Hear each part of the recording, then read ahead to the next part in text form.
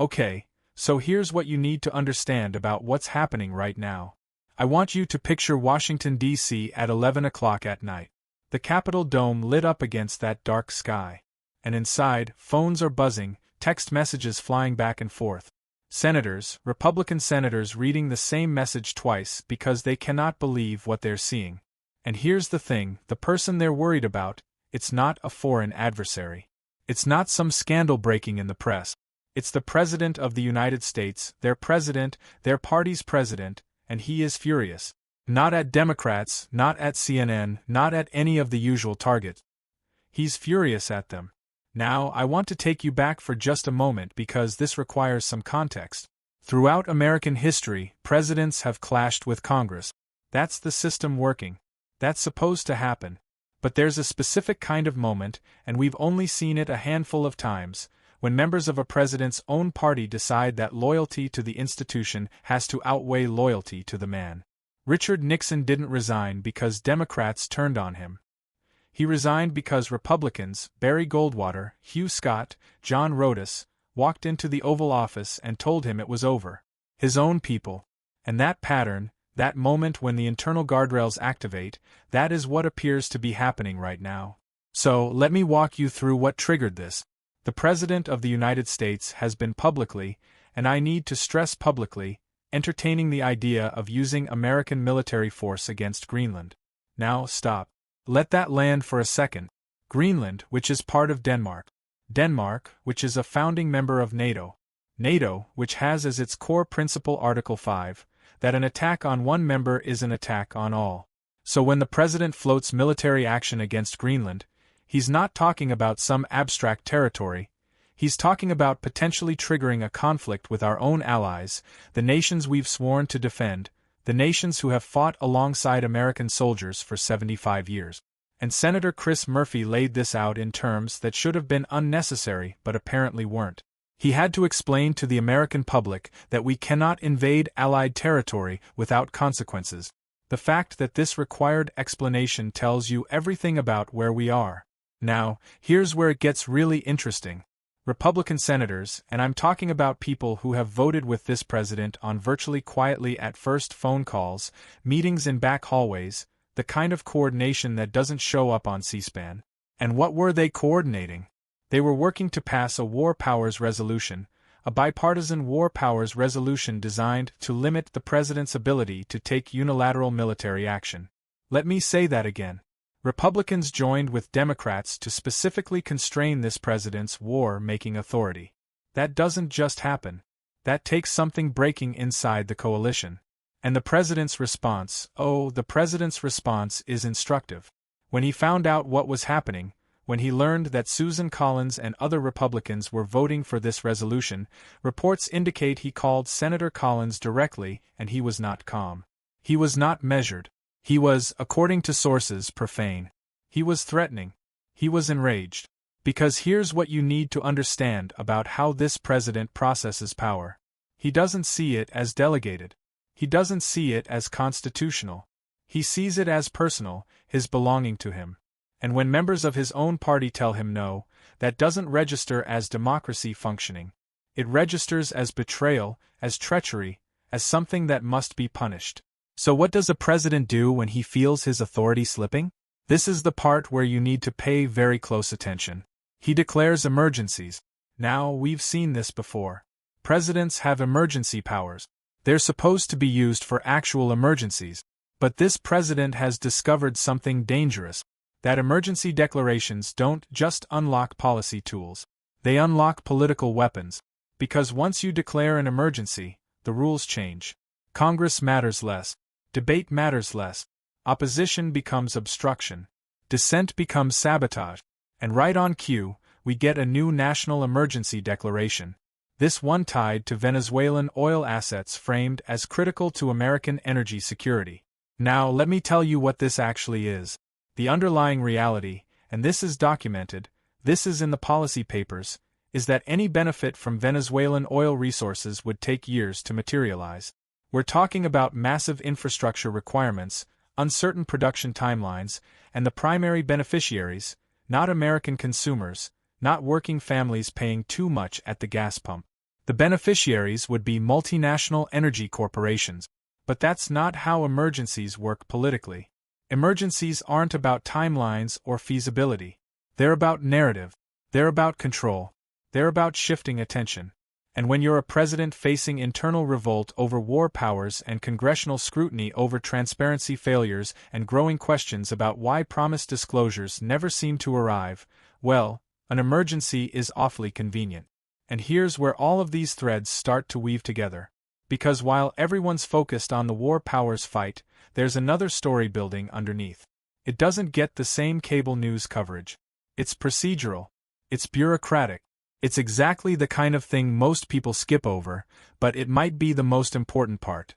Senator Sheldon Whitehouse, and this is on the record, has been publicly raising questions about Inspector General compliance, about statutory deadlines being missed, about document releases that were promised with great fanfare and then didn't happen.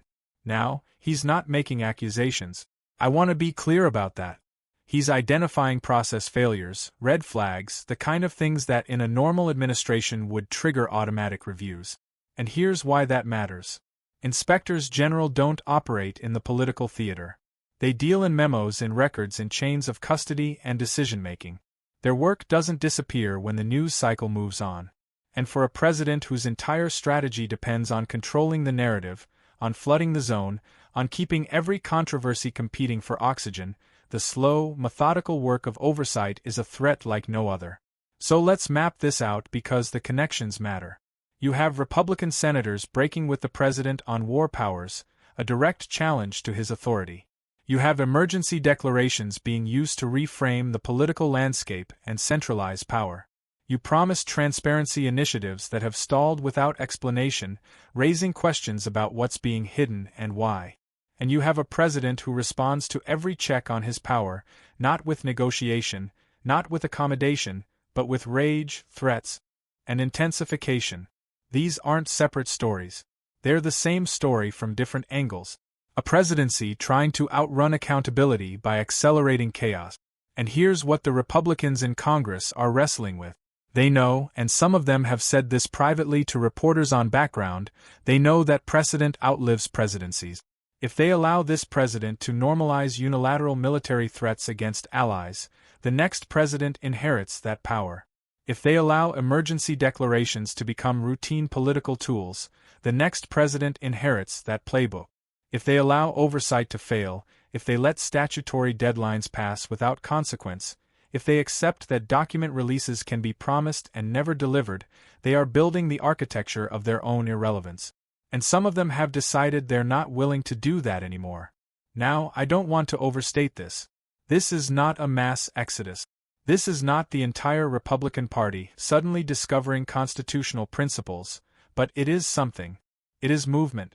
And it's coming from senators who understand that once a president openly suggests he is governed only by his own judgment, not by law, not by treaties, not by constitutional constraints, the question stops being partisan and becomes structural. Are we still a republic or are we something else? And here's the thing about structural questions. They don't resolve themselves neatly. They don't wrap up in one news cycle. They persist because what we're watching isn't just a clash of personalities. It's not entertainment. It's not just the latest episode of The Trump Show. This is a stress test of whether American institutions still function when the pressure comes from the top. And the answer isn't predetermined. It depends on choices. Real choices made by real people who have to decide whether the short-term cost of resistance is worth the long-term preservation of the system.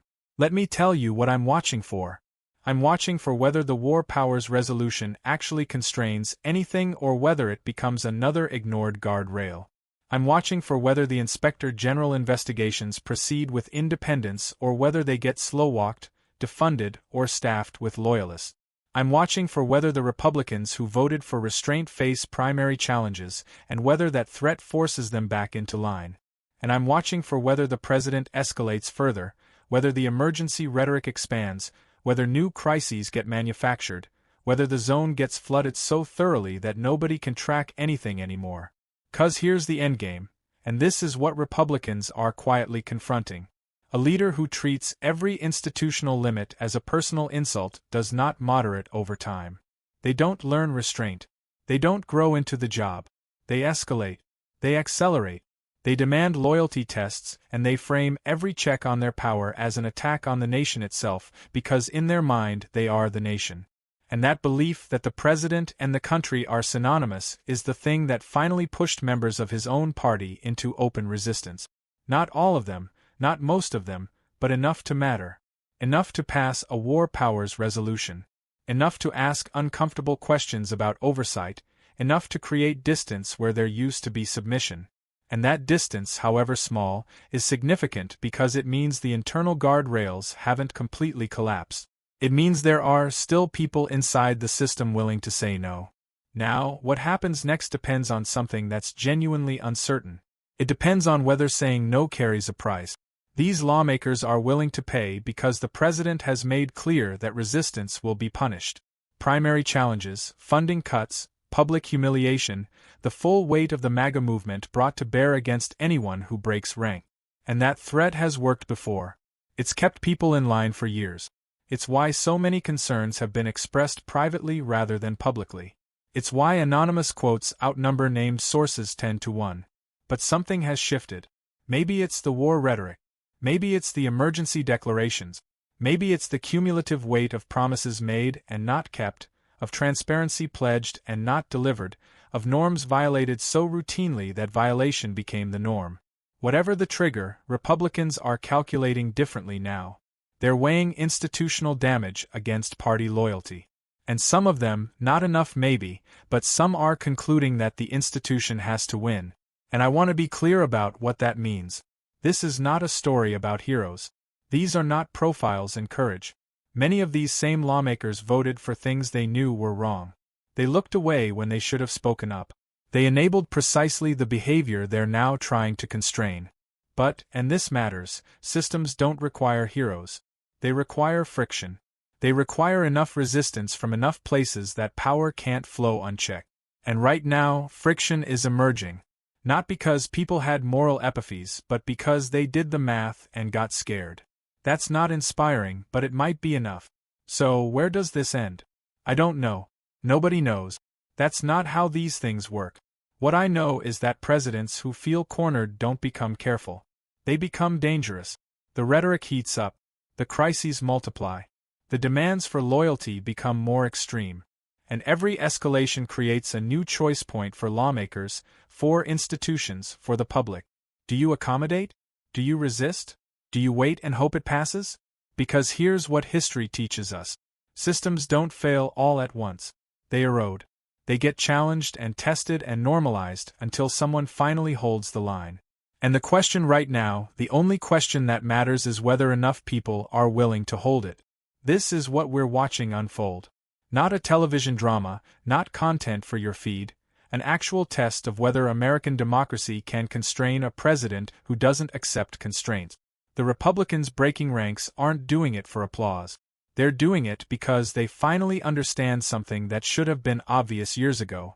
That power justified only by personal will, insulated by emergency language, and defended through intimidation, eventually turns against everything it touches, including them. And so here we are late at night in Washington, phones lighting up, senators reading messages twice, a president furious at his own party. And somewhere in that building decisions are being made that will shape not just this presidency, but every presidency that follows. Because precedent is real. It lasts. And what gets established now, what gets allowed now becomes the template for whatever comes next. That's the stakes. That's what this is about. Not Trump, not Republicans, not Democrats. Whether power still has limits, whether institutions still function, whether the system can hold, the answer is being written right now in votes and subpoenas and oversight requests and uncomfortable conversations. And the world is watching to see which way it goes. Stay tuned.